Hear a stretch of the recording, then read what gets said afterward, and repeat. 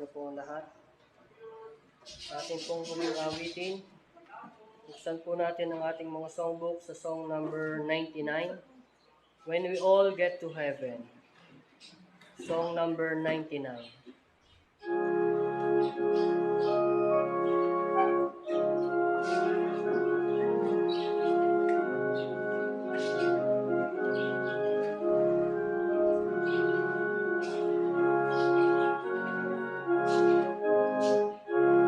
When we all get to heaven, sing.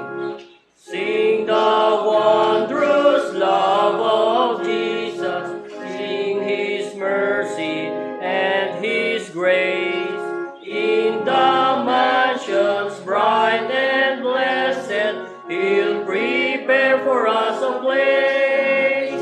When we all get to heaven, what a day of rejoicing that will be. When we all see Jesus, we'll sing and shout the victory. While we walk the pilgrim pathway, clouds will overspread the sky.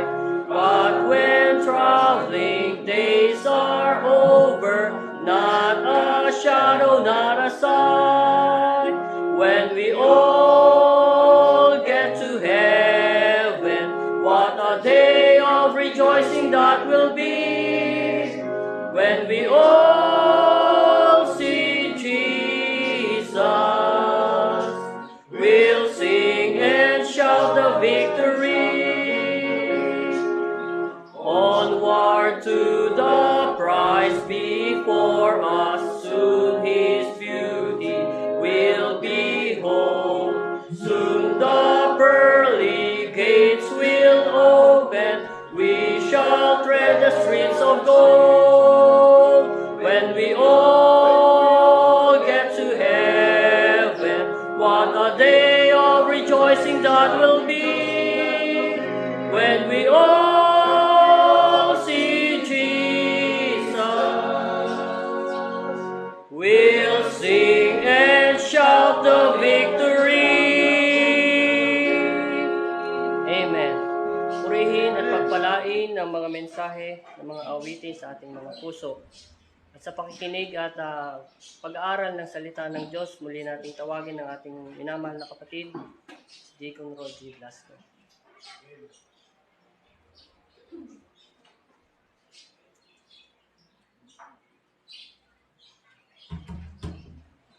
Kung mabiyaya at mapagpalang umaga sa lahat, mga kapatid. Tayo po ay magsitayo at buksan natin ang ating mga Biblia sa 1 Thessalonians chapter 5. 1 Thessalonians chapter 5. Basahin po natin yung verses 23 and 24. Kung yun na pong nakita, ito po ang sabi sa English, King James Version. 1 Thessalonians chapter 5, verse 23. And the very God of peace sanctify you wholly. And I pray God, your whole spirit and soul and body be preserved blameless unto the coming of our Lord Jesus Christ. Faithful is He that calleth you, who also will do it. Ang pamagat po ng ating mahalagang pag-aaral ngayong umaga ay yung pa rin po, preservation of God and perseverance of the saints. Ito na po ay part 2. Tayo po ay sumagbit na manalangin. Aming Diyos na banal, aming Ama na nasa langit, maraming salamat sa pagkakataong ito na aming po muling mapag-aralan at mapakinggan ang inyong mensahe, ang inyong mga salita. Nawa po ay maging pagpapala ang mensahe ngayong umaga sa bawat isa, sa mga kapatiran, at gayon po sa mga nakikinig. Aming Ama, inyo pong gabayan ang bawat isa. Ihanda niyo po ang mga isipan at puso upang amin pong tanggapin at maging pagpapala ang mensahe sa amin. Ang Diyos, gabayan niyo po kami sa pamamagitan ng banal na Espiritu ngayong umaga. Maunawaan namin ang inyong mga aral, ang inyong mga doktrina ng Diyos, ang inyong turo. Napaka-importante po nito aming Diyos para sa inyong mga tunay na hinirang sa inyong mga anak. Nawa po aming Diyos sa umagang ito ay kayo po ang aming maitaas, mapapurihan at mapasalamatan. Aming Diyos, ang doktrinang ito nawa ay magsilbing kalakasan sa mga kapatiran at magbigay daan upang magbigay ng kaliwanagan sa mga taong wala pa sa aming Panginoong Hesus. Aming Diyos, muli po, kayo po ay aming sinasamba sa Espiritu at katotohanan. Kayo po ang manguna sa amin ngayong umaga. Ito po aming dalangin sa banal na pangalan lamang po ng aming Panginoong Hesus at tagapagligtas namin. Pangakapo na po ang lahat. So ito po ay yung part po na ng ating mahalagang pag-aaral sa Preservation of God and Perseverance of the Saints. So, yung mga nakaraan, meron din po tayong mga tinalakay na related din po dito. So ngayon po, salamat sa Panginoon at nilob niya na tayo ay makapagbigay ng mensahe patungkol sa love habang ating pinag-aaralan ng doktrina ng Preservation of God and Perseverance of the Saints. So ito nga po yung pagpapatuloy ng ating series sa pag-aaral sa Doctrines of Grace. Ang bibigyan natin ng pansin ngayon mga kapatid ay yung God the Father in His electing love. So titingnan natin ang sinasabi ng Scriptures na ang Diyos, yung kanyang pag-ibig ay hindi nagbabago. Ang Diyos ay hindi nagbabago, siya ay faithful. At yung kanyang pag-ibig ay tinatawag na everlasting love. Ang pag-ibig ng Diyos ay hindi rin nababago. So, sabi nga natin, napapanahon ito, itong topic natin, dahil about love, kasi nga sa darating na Wednesday, ay may isa-celebrate ang sanglibutan. So, alam na natin kung ano yan. So, dito sa ating gagawing pag-aaral, ay titingnan din natin ang love, pero ang love ng Father sa kanyang mga hinirang, sa kanyang mga elect. So again, ito ay merong 3 point o 3 punto. So ang una nating titingnan ay itong God the Father in His electing love. So atin ang simulan mga kapatid, yan ang ating first point. God the Father in His electing love. So tayo ay naniniwala na hindi nagbabago ang Diyos at iyan din naman ang malinaw na turo ng Scriptures. Sabi nga sa Malakay chapter 3 verse 6 na ating nababasa palagi, doon natin mababasa yung For I am the Lord, I change not. Sa Tagalog, sapagkat ako ang Panginoon ay hindi nababago. So hindi nababago o kahit anino man ng pag-iiba.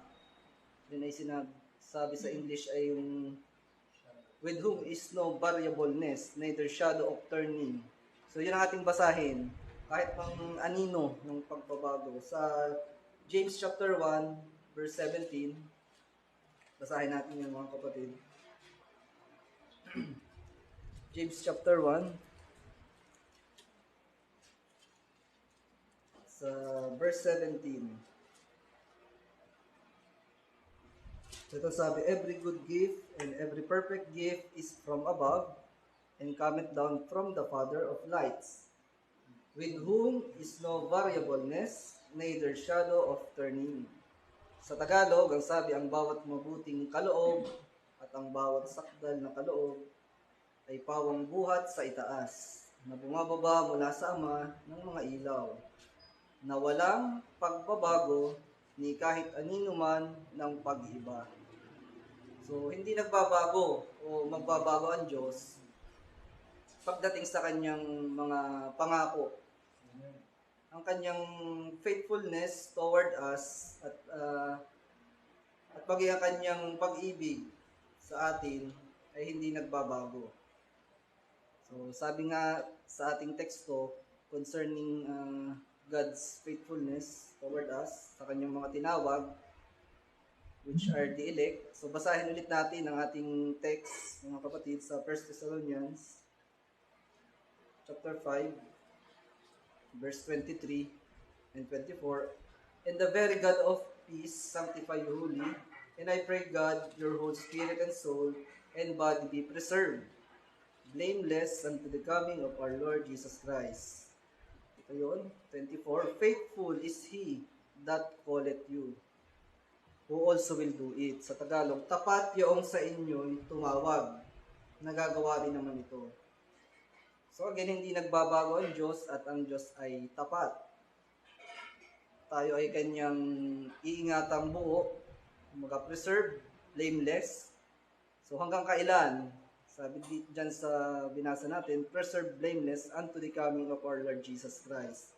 So in other words, until the Lord Jesus should come. Malinaw yan dito sa ating binasa. Malinaw sa scriptures. So yan yung preservation of God na tinatawag. And then, perseverance of the saints, titingnan din natin yan, para doon sa mga tinawag, which are the elect. So baka may magsabi na naman na wala doon sa binasa natin sa 1 Thessalonians chapter 5, verse 23 and 24, yung word na elect. So, kasi nga nandoon ay yung faithful is He that calleth you. O, tumatawag sa Tagalog. So, bibigyan natin yan ng kaunting pansin at kaunting kapaliwanagan para dun sa mga taong maaaring magsabi na wala naman yung word na elect o hiniram doon. So, sabi diyan may tumatawag. So, may tumawag. So, ang tumawag ay ang Diyos. Kung tumawag ang Diyos, meaning may mga taong tinawag. So, yun yung tao. Yun yung sinasabing called. Call it. Faithful is He that calleth you. So, kung babasahin natin sa Romans chapter 8, ating bigyan pansin muna ito bago tayo tumuloy sa ating pag-aaral. Ito, Romans chapter 8, sa verse 30. Yan. Ito sabi, sa Tagalog, at yung mga itinalaga niya ay kanyang tinawag naman. Ang mga tinawag ay inaring ganap naman niya, at ang mga inaring ganap ay niluwalhati din naman niya. So yan, sa English, ang sabi dyan, moreover whom He did predestinate, then He also called. And whom He called, yung mga tinawag, then He also justified, and whom He justified, then He also glorified. So, maaari pa rin sabihin ng mga hindi naniniwala sa ating katuruan, ay wala pa rin daw doon yung word na elect sa Romans chapter 8 verse 30. So, ang nandyan kasi called pa rin, tinawag. So, basahin natin ito, yung ating huling verse na babasahin para sa kanilang argumentong yan sa 2 Peter. Basahin natin 2 Peter chapter 1 sa verse 10. Ito ang sabi sa Tagalog. Basahin muna sa Tagalog. 2 Peter chapter 1 verse 10. So, wala daw dun yung called, wala daw dun yung elect. So, yan. So, basahin natin ito. 2 Peter chapter 1 verse 10. Sino kaya yung called, yung mga tinawag? Yung kaya yung mga elect? O, tingnan natin dito. Kaya mga kapatid, lalong pagsikapan ninyo na mga panatag kayo sa pagkatawag at pagkahiram sa inyo. Napakaliwanag, sapagkat kung gawin ninyo ang mga bagay na ito, ay hindi kayo mga titisod kailanman. So malinaw, yung mga tinawag, sila din ay yung mga elect talaga, elect ng Panginoon. So yung kanilang argumentong yan, ay atin ang binigyan ng kaunting kapaliwanagan. Pagkamat ito ay napag-aralan na natin nung nakaraan. Ito basahin ko din sa English, para makita nila yung word na calling at elect. And elect yan. Sa English, ang sabi dyan sa 2 Peter chapter 1 verse 10, wherefore the rather, brethren, give diligence to make your calling and election sure.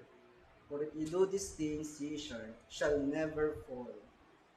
So yan. So I hope naging malinaw para dun sa mga magsasabi na wala naman sa verse yung word na elect. So yan, binigyan na natin ng kaunting kapaliwanagan at naging malinaw naman sa ating lahat. Yan, from the scriptures ang ating ginawang pagpapaliwanag. Kasi nga last time nagkaroon na tayo ng ganyang pangyayari. Wala daw din yung word na elect. Yan. So napag-aralan na nga natin yan dito sa ating series ng Doctrines of Grace. Yun yung ikalawa sa ating pinag-aralan, yung unconditional election. So going back sa ating topic, so malinaw na may mga tinatawag ang Diyos at siya ay faithful sa kanyang mga tinawag. So, siya ay tapat at hindi nagbabago towards His elect sa mga hinirang. Kaya kung sabihin ng Panginoon na walang makakaagaw sa mga hinirang sa kamay mismo ng Ama, sa kamay mismo ng Diyos, so may katapatang sinabi ito ng Panginoon. So meron tayong assurance, meron tayong assurance na wala talagang makakaagaw doon sa mga ibinigay ng Ama sa kanyang anak. So ating basahin yung John chapter 10 para ipakita na sinabi talaga ito ng Panginoon na walang makakaagaw. Yan. John chapter 10 sa verse 29. Itong sabi, "My Father, which gave them me," so ito yung mga tinawag, "is greater than all, and no man is able to pluck them out of my Father's hand." Sa Tagalog, ang aking Ama na sa kanila ay nagbigay sa akin ay lalong dakila kaysa lahat. Ito, bigyan natin ng pansin ito. At hindi sila maaagaw ni numan sa kamay ng Ama. So, God the Father in His electing love, ang ating first point, sabi sa scriptures, walang makakaagaw daw sa kamay. So, alam natin na ang Panginoon ay God is love, mga kapatid. Doon natin yung mababasa sa 1 John chapter 4 verse 8, "For God is love." So, ang pag-ibig ng Diyos ay tinatawag na everlasting love. So, kung sinabi ng Panginoong Jesus na walang makakaagaw sa kamay ng Ama, meaning hindi yung mababago. And then, dito naman sa pag-ibig ng Diyos na tinawag na everlasting love, sa Tagalog ay walang hanggang pag-ibig, so hindi rin niya nababago. So, yung love na iyan, mga kapatid, yan yung dahilan or effect or fruit, kumbaga, kung bakit tayo nakalapit sa Kanya. So, di ba sabi, yung mga binigay ng Ama, meaning yung mga nakalapit sa anak. So, titingnan natin na dahil yan sa pag-ibig ng Diyos. So, basahin natin yung Jeremiah chapter 31, verse 3. Yan, Jeremiah chapter 31.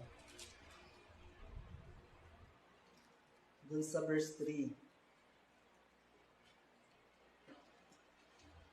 Ito sabi sa Tagalog.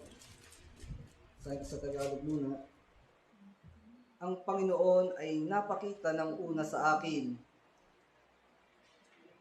Jeremiah chapter 31 verse 3. "Ang Panginoon ay napakita ng una sa akin, na nagsasabi, oo, iniibig kita ng walang hanggang pag-ibig." So, everlasting love. "Kaya't ako'y lumapit sa iyo na may kagandahang loob." Sabi sa English, "The Lord hath appeared of old unto me," sa English, "saying, Yea, I have loved thee with an everlasting love, therefore with loving kindness have I drawn thee." So, kaya din pala sinabi ng Panginoon, mga kapatid, dun sa John chapter 6, sa verse 44, na ito, sabi ng Panginoon sa John chapter 6 sa verse 44, "No man can come to me, so except the Father which hath sent me, draw him, and I will raise him up at the last day."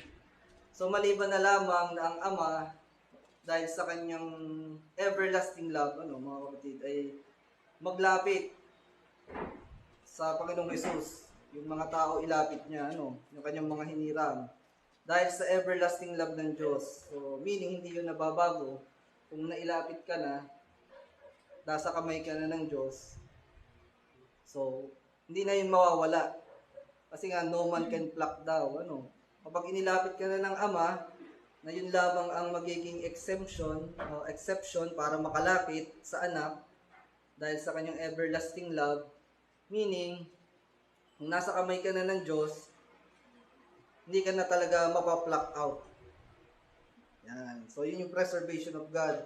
Yung punto natin dyan, dahil sa everlasting love ng Diyos. So, yung mga inilapit niya sa kanya, anak, ay merong assurance. So, bakit nga ilalapit? Ito pa ang sabi dyan, to raise him up at the last day. Yun yung nasabi sa John 6:44. So, yung binasa natin nga sa chapter 10 kanina ng John, na which gave them me, sana ay nasusundan nyo pa ako mga kapatid. I-recall natin, yung everlasting love ng Panginoon, yun ang dahilan kung paano tayo nakalapit sa anak. Dahil tayo ay sa pagmamahal ng Ama, sa kanyang love, yung mga hinirang niya, kanyang mga tupa, ay kanyang inilapit sa kanyang anak. So yung mga inilapit, ibinigay ng Ama sa anak, sabi ng Panginoong Jesus, ay walang makakaagaw sa kamay ng Ama. So, preservation of God, yun ang ating doktrinang pinag-aaralan ngayon. So, yung inilapit ng Ama sa kanyang anak, ay kanyang i-raise up sa last days. Sabi din ng Panginoon sa John 6:44. Yan. Yung mga taong iyon na object ng grace, mercy, and love, yung everlasting love ng Diyos, sabi din ng Panginoon, ay walang makakaagaw sa kamay ng Ama. So, dahil nga iyon ang kalooban ng Ama. Saan natin mababasa na yun yung kalooban ng Ama? Sa verse 39 ng John chapter 6, basahin natin. And this is the Father's will, which hath sent me, that all which He had given me, I should lose nothing, but should raise it up again at the last day. So yung pala yung will ng Father, sabi, that of all which He had given me, sabi diyan, I should lose nothing. So, wag kong iwala ang anuman. So, talagang meron tayong assurance, kung ikaw talaga ay isang hinirang, elect, God's elect, kung kabilang ka doon sa ibinigay ng Ama sa kanyang anak, so, kabilang ka din doon sa which He had given me, I should lose nothing. So, hindi talaga malulus. So, magpo-fall. So, kung may mawala, tulad ng turo ng iba, kung may mawala, kung may maagaw doon sa mga hinirang or God's elect, so, ang lalabas niyan ay failure ang Diyos. Failure ang Panginoong Jesus. Kasi may nawala dun sa ibinigay ng Ama. So, at ang lalabas din yan ay may mas makapangyarihan pa pala sa Diyos. Kasi naagaw sa kamay ng Diyos. So, imagine natin yun, nasa kamay na ng Diyos, may nakaagaw pa. Tapos ay napahamak nga at nung namatay, sa impyerno napapunta. So, nasaan doon ang preservation of God kapag ganyan ang paniniwala. So, lalabas niyan, una ay mahina ang Diyos. So, yun yung Diyos nila. May nakakaagaw sa kamay ng kanilang Diyos. Kasi hindi na preserve. So, which is maling doktrina na ating sinubukang ipaliwanag kanina. Yung ibinigay ng Ama sa anak dahil sa kanyang electing love, sa kanyang everlasting love, ay nasa kamay ng Ama at walang mawawala doon, sabi ng Panginoong Jesus. So, pero may nagtuturo niyan, nawawala daw ang kaligtasan. Ligtas na, nawala pa. Yan. So, maling doktrina yan. Hindi nabibigo ang Diyos, ating pinatunayan, hindi nagbabago. Ang Diyos ay tapat. Ang Diyos ay hindi nagbabago nga. Yan. So, papaano nga daw? Ito kasi yung kanilang argument. Papaano nga daw noong una daw, yung kanilang example, tulad din dun sa aming mga nakakausap, yung una daw ay tapat at sumusunod. Tapos ay bandang huli daw ay hindi na nagpakatapat, bumalik na sa mga dating gawain, tapos ay doon na daw inabot ng kamatayan. So, sa ganung kalalagayan. So, hindi na daw nakabalik, sa madaling sabi. Ang kanilang term na ginagamit dyan ay o turo dun sa taong nagkaganon daw ay nawala ang kaligtasan. So, yan. Kumbaga yan ay isang direct assault sa doktrina natin na preservation of God and perseverance of the saints. So ngayon, base sa ating mga talata na binasa from the scriptures, paano nila ipapaliwanag paano nila i-refute, dahil napakalinaw, preserved talaga kung tunay na elect, nasa kamay ng Ama, at walang, sabi ng Panginoong Jesus, walang mawawala, ni isa, na binasa natin yan from the scripture. So, paano nila ipapaliwanag yan kung nawawala pala ang kaligtasan ayon sa kanila? So, again, lalabas niyan, nagbabago ang Diyos. Lalabas niyan, hindi tapat ang Diyos. Pero nung tayo nagsisimula, ating pinatunayan na ang Diyos ay tapat, sabi ng Diyos, at siya ay hindi nagbabago. Malakay 3:6. Yan. Again, kung may mawala, kung may maagaw doon sa mga hinirang or God's elect, sabi nga natin, lalabas niyan ay failure ang Panginoong Jesus. At lalabas din yan na may mas makapangyarihan pa sa Diyos. Yan. So, hindi nila alam, mga kapatid, na yung ganyang turo ay napaka mapamusong o blasphemous. So, bakit? Na blasphemous yung ganyang turo na nawawala daw ang kaligtasan. Napaka mapamusong. So, mag-ingat tayo dyan. So, anong ating sagot doon? Ngayon, sasagutin natin. Anong sagot natin doon sa sinasabi nila doon sa taong nung una daw ay tapat? Sasagutin natin from the scripture. Yung una daw ay tapat, tapos ay hindi na nagpakatapat ng bandang huli. Tapos ay doon nga inabot daw ng kamatayan, hindi na nakabalik. So una, ito yung sagot natin. Una, makikita natin dyan, mga kapatid, yung relevance talaga ng ating doctrine ng preservation of God and perseverance of the saints. Kasi kung ganoon ang kinahinatnan ng isang tao, yun nga daw, nagkaganon, namatay ng nandun sa ganung kalalagayan, masasabing hindi safe, So makikita natin yung relevance sa ating doctrine kasi masasabi natin na walang ginawang preservation ang Diyos sa taong iyon.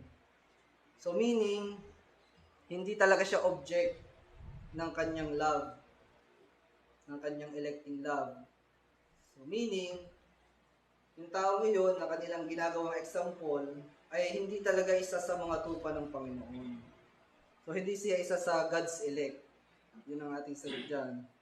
Palagi nating tandaan, mga kapatid, na yung hinirang lamang, mga hinirang, ang mga nasa kamay ng Diyos. Yun nating tandaan.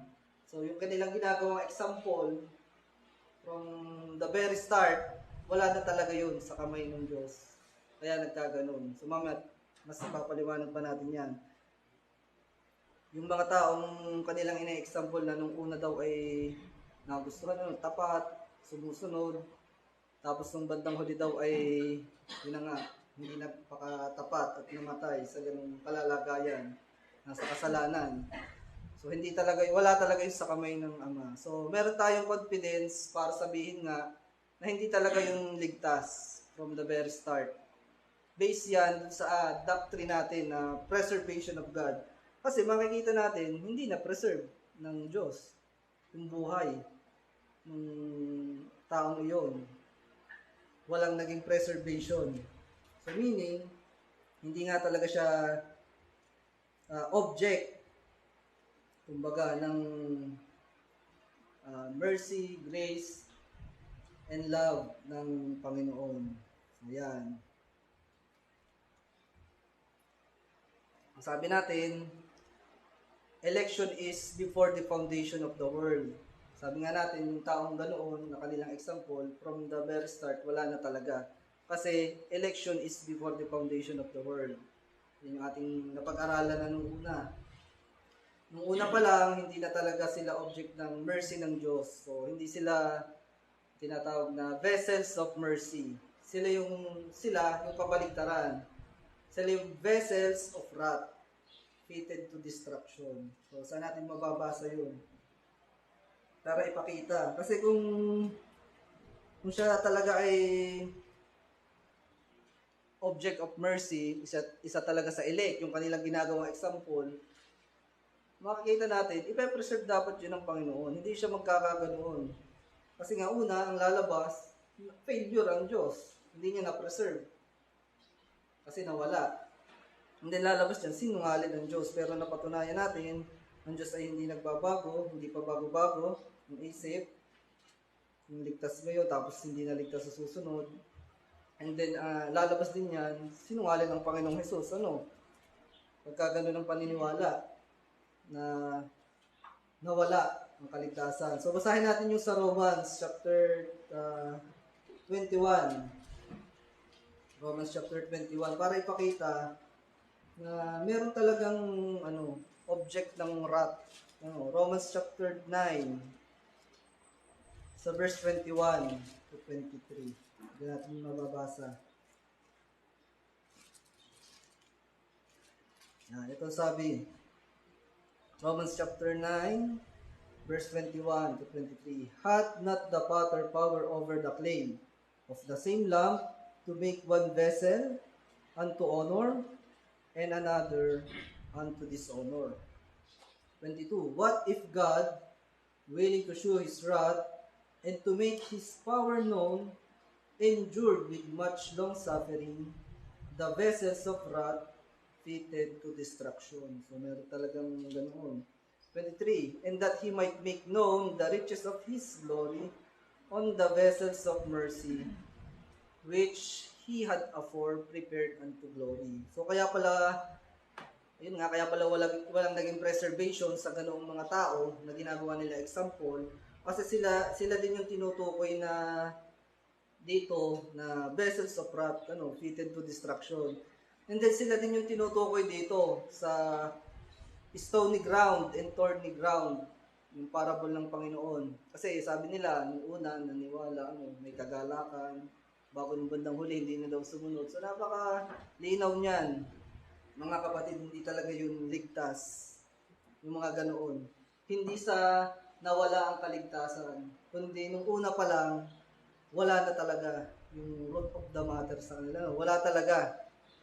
So, dito natin yung mababasa. Sila din yung tinutukoy dito sa stony ground and thorny ground na parable. Dito yun sa Matthew chapter 13. Basahin din natin yun bilang paliwanag dyan. Di ba sabi natin, sasagutin natin yung tanong nila na paano daw yung ganoong tao na ang term na gagamitin nila na wala ang kaligtasan. Hindi talaga yung ligtas.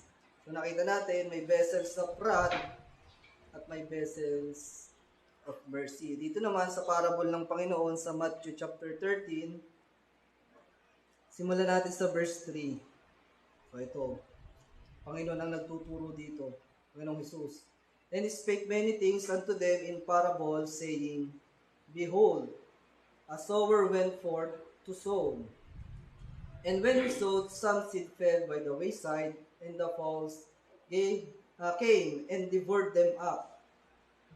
5, some fell upon stony places, where they had not much earth, and forthwith they sprang up, because they had no deepness of earth.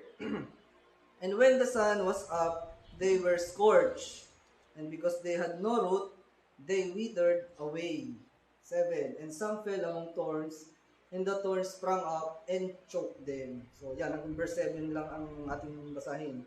So dito nabanggit yung mga taong tinutukoy nila sa kanilang example. Nasabi nila na wala doong kaligtasan. So sila yung mga nasa stony places at among the thorns. So sabi natin, hindi talaga yun nawala. Nung una pa lang, wala na talaga. Sabi nga na, if you have it, you will never lose it. If you lose it, you never had it. From the very first, from the foundation of the world. Yan, yun. Wala na talaga. So, sila nga yung mga tinutukoy na vessels of wrath, sila din itong nakagusto sa mga aral, pero dahil sila yung stony ground, sila yung among the thorns, hindi talaga, yung kanilang example na hindi na daw nagpatuloy, bumalik sa dati, ayan yun, pinaliwanag ng Panginoon. Hindi talaga yun, wala talaga sa kanila yung root. Hindi talaga nag-ugat sa kanila kasi hindi sila talaga object ng love, grace, and mercy. Hindi talaga sila elect, sa madaling sabi. So, basahin din natin yung ginawang paliwanag ng Panginoong Jesus patungkol sa mga taong iyan. Doon sa verse 20, ating babasahin, hanggang 22, nandito yung paliwanag ng parable na yan. Yan. Dito sa 20 natin simulan, patungkol sa stony places. Matthew chapter 13, sa verse 20, but he that received the seed in stony places, the same is he that heareth the word, and anon with joy receive it. Ayan, ang sipag ng simula, tapat yan. 21, yet hath he not root in himself, but dureth for a while. Nung simula lang magaling, for when tribulation or persecution ariseth because of the word, by and by he is offended. Yun. 22, he also that received seed among the thorns is he that heareth the word, and the care of this world and the deceitfulness of riches choke the word, and he becometh unfruitful. So, yan, pasok na pasok dun sa kanilang ginagawang example. Hindi talaga, hindi talaga sila magpapatuloy, dahil dyan, sa mga kapaliwanagan na yan ng ating Panginoon. So, walang preservation sa kanila. So, yan yung mga yung mga taong sinasabi nila na wala daw kaligtasan. Pero sabi nga natin, nung una pa lang, wala na talaga. So, yan.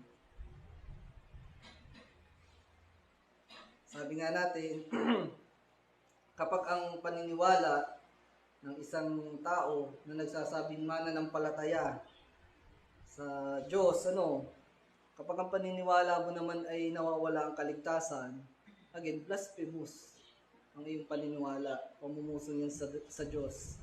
Ulitin natin yan.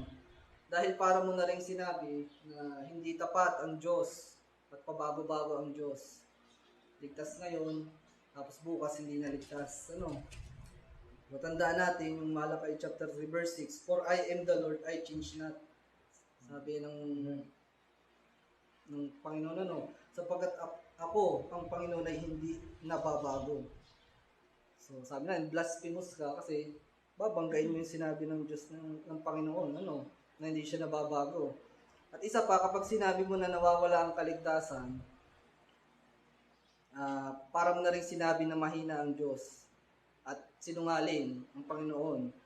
Dahil nasa kamay na ng Diyos, sabi nga natin, nasa kamay na ng Diyos, tapos naagaw pa ng kaaway, ligtas na, tapos naagaw, kaya hindi naligtas. So, napunta sa impyerno. So, tandaan natin yung sinabi ng Panginoong Jesus sa John chapter 10 sa verse 29, yung no man is able to pluck them out of my Father's hand. So, wag natin gawing mahina ang Diyos. Wag din natin gawing sinungaling ang Panginoong Jesus. So, kung gano'n ang paniniwala mo, iba yung Diyos mo, hindi yung Diyos ng Biblia. Malinaw, yan, ibang Diyos yan, ibang Jesus Christ ang iyong pinaniniwalaan. Kasi dito, sa scriptures, sa Bible, napakalinaw, hindi nagbabago ang Diyos. At sinabi din ng Panginoong Jesus, no man is able to pluck them out of my Father's hand. So maniwala tayo doon, dahil yun talaga ang sinabi ng Panginoon. So, kung ating aanalisahin talaga yung paniniwalang yun, ay hindi natin alam kung saan nila nakuha yun. Saan pupulutin yung mga gala ng paniniwala. Pero sa kabila ng mga katotohanan na yan, from the scriptures, na binasa natin, na mismo ang Panginoong Jesus na ang nagsabi, at hindi pa rin naniniwala ng mga taong ito, you believe not. So, anong sabi ng Panginoon sa mga hindi naniniwala sa kanyang mga sinasabi at sa kanyang mga turo? Sabi sa John, chapter 10, basahin natin mga kapatid. So, itong sinabi ng Panginoong Jesus para dyan sa mga hindi naniniwala sa Panginoong Jesus. Kasi sinabi ng Panginoong Jesus, no man can pluck daw eh. No man is able to pluck them out of my Father's hand. Tapos sa kanila, nawala daw. So, hindi sila naniwala dun sa sinabi ng Panginoong Jesus. So, ano sabi sa kanila? John chapter 10, sa verse 26. So, ito sila. John 10, verse 26. But ye believe not, because ye are not of my sheep, as I said unto you. Hindi pala sheep. So, yung palang mga hindi naniniwala na sinabi ng Panginoon, base na rin sa kanyang sinabi sa John chapter 10 verse 26, ye believe not, because ye are not of my sheep, as I said unto you. So, hindi pala talaga tupa. Kasi nga, hindi nga din naniniwala sa election, ay hindi din talaga tupa. So, iba talaga, delikado. Gagawin pang sinungaling ang Panginoong Jesus. Gagawin pang mahina ang Diyos. So, delikado ka kapag ganyan ang paniniwala mo na nawawala ang kaligtasan. So, nakita natin mga kapatid, yung importance ng preservation of God sa isang mananampalataya. Yung preservation of God, yan ay ginagawa at ibinibigay lamang ng Diyos doon sa kanyang mga hinirang, sa mga kanyang mga tupa ng Panginoon. So, hindi natin sinasabi na dahil tayo preserved by God, ay hindi natin sinasabi na tayo ay hindi na nagkakamali. Hindi natin sinasabi na tayo ay hindi na nakakagawa ng kasalanan. So, inaamin natin sa ating mga sarili na tayo ay may mga nagagawa pa rin na kasalanan at hindi tayo nasisiyahan sa ating mga ginagawang kasalanan niyan. Pero sa kabila noon, tayo ay naniniwala na dahil tayo ay nasa kamay ng Diyos, hindi tayo pababayaan, hindi mawawala ang ating kaligtasan. Dahil dito sa electing love ng Ama, tayo ay may confidence na tayo ay yung object ng kanyang mercy. We are the vessels of mercy. At dahil doon, tayo ay may kasayahan, tayo ay may kagalakan sa ating mga puso. Tayo ay may assurance na tayo ay nasa pag-iingat ng Diyos mismo, ng Panginoon. Tayo ay nasa kamay ng Diyos. So, lumalakad tayo dito sa ating buhay pananampalataya, ng may kasiguraduhan. Bagamat may mga kinakaharap tayo mga suliranin, mga affliction, mga challenges, mga tribulation, pero tayo ay may kasiguraduhan na yan ay ating mapapagtagumpayan dahil lamang sa preservation of God. Tayo magpe-persevere, tayo magtitiis, at yung pagtitiis na yun ay ating magagawa dahil pine-preserve tayo ng Panginoon.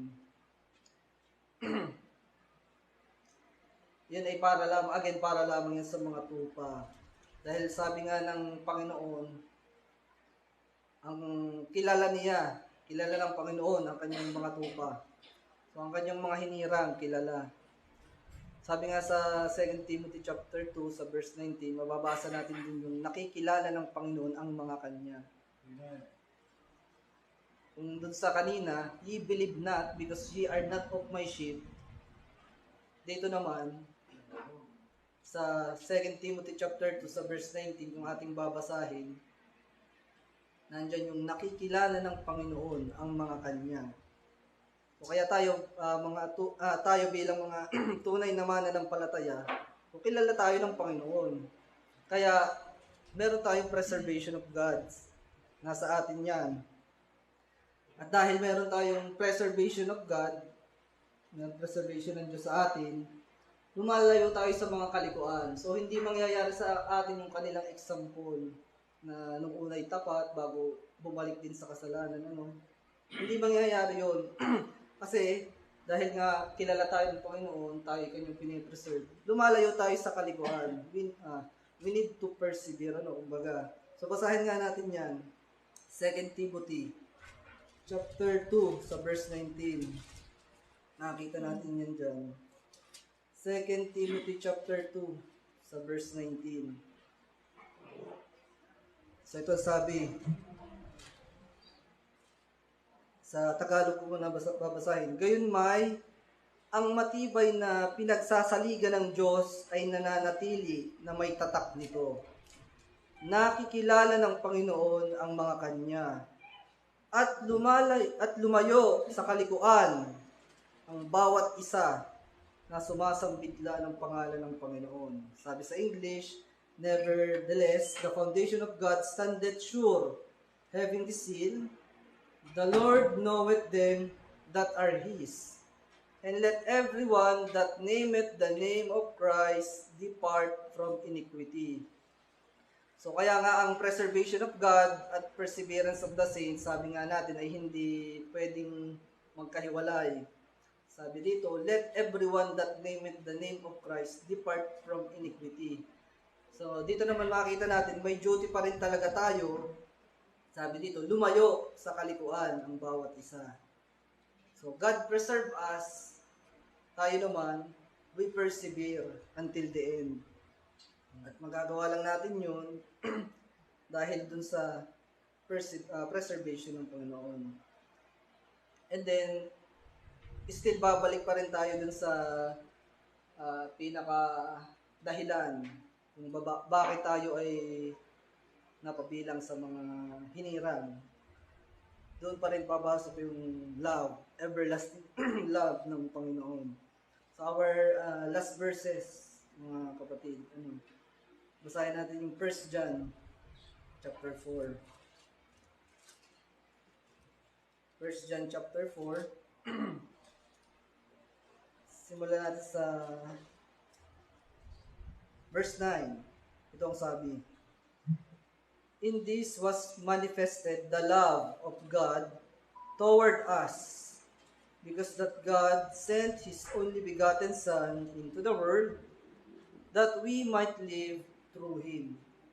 10. Herein is love, not that we love God, but that He loved us, and sent His Son to be the propitiation for our sins.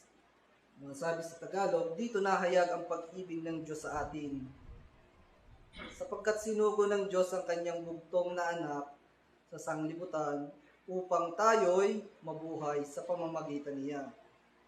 Narito ang pag-ibig, hindi sa tayo umibig sa Diyos, kundi siya ang umibig sa atin. At sinugo ang kanyang anak na pangpalubag loob sa ating mga kasalanan. So, ayun po ang ating first point, mga kapatid, yung God the Father in His electing love. So, unang punto pa lang po yan. So, dito po muna tayo magtatapos. Itutuloy po natin ito. Ang susunod po nating tatalakayin naman ay yung God the Son on His redeeming love. At kung lolobin ng Panginoon, isusunod na rin natin yung God, the Holy Spirit, in His sanctification love. So, God is love. Napapanahon talaga itong ating mensahe. Ito ang love na walang katumbas, walang katulad. At ang siyang dapat mas bigyang pansin ng mga tao ngayon, hindi yung sa February 14. So ang pag-ibig ng Diyos toward us, yan, through His preservation, diyan nakikita yan, diyan nagmamanifest yan. Preservation of God and perseverance of the saints. In part 2, may God bless the message in our hearts. Mga kapatid, tayo po ay lumuhod, tayo ay manalangin.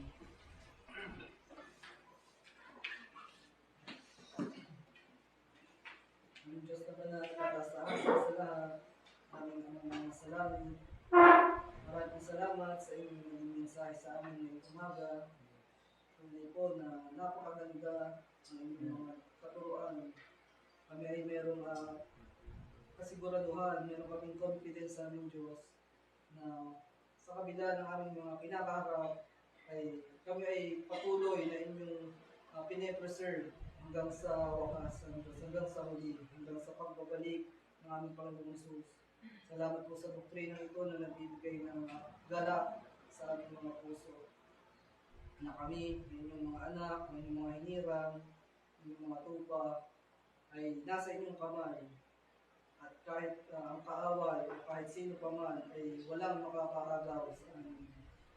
Maraming salamat aming Diyos sa inyong mensaheng ito na napakalinaw at naging pagpapala aming Diyos sa amin. Sa aming mga puso aming Diyos, ito ay tunay na kagalakan para sa amin. Nawa aming Diyos ay gamitin niyo po ang mensaheng ito bilang kalakasan para sa mga kapatiran na nagkakaroon ng mga katanungan sa kanilang mga sarili. Bakit sila nagkakaganito? Bakit nagkakawang ganitong bagay? Pero aming Diyos, hindi babalik pa rin kami sa inyong turo na kami naniniwala na lalagyan niyo kami sa aming mga puso na kakayahan upang layuhan ang mga bagay na ang kalikuan ng Diyos. Kami ay makakapag-persevere, kami makakapagtiis ng wakas dahil po lamang yan sa inyong preservation ng Diyos. Maraming salamat sa katulong ito. Tunay po na napakabuti po ninyo sa inyong mga anak ng Diyos. Sa inyo lamang kami umaasa palagi. Palaging kong gawin namin Diyos ang inyong kalooban sa inyong anak. Kami po ay tunay na nagpapasalamat dahil sa preservation nito. Ang Diyos sa amin pong pansamantalang pag-iwalay, hindi pong ingatan ang bawat isa na makarating ng ligtas na payapa sa kanyang tahanan, sa kanyang pagkakawalan ng Diyos.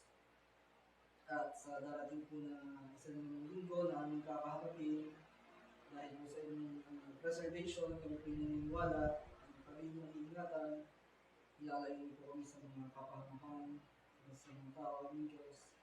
At patuloy nyo kami i-preserve sa inyong mga kamay ng Diyos. Salamat po.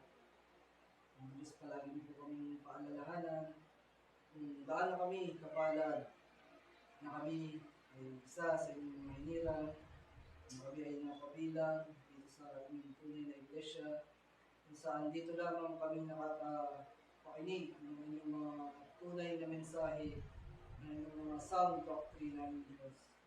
Patuloy niyo po kami i-preserve ang Diyos sa purity of doctrines and morals. Mga po ang Diyos, kayo po ang mapapurihan, kayo po ang may taas, kasalamatan. Kayo po ay aming sinasamba ng Diyos sa Espiritu at Katotohanan. Mga po ay kayo malugod sa aming paglilingkod dito. Ang Diyos po aming dalangin sa banal na pangalan lamang po ng aming Panginoong Hesus at tagapagligtas. Amen. Amen. Patuloy po nating sambahin ang ating Diyos. Awitin po natin ang doxology. Praise God from whom all blessings flow. Praise Him, all creatures here below. Praise Him above the heavens.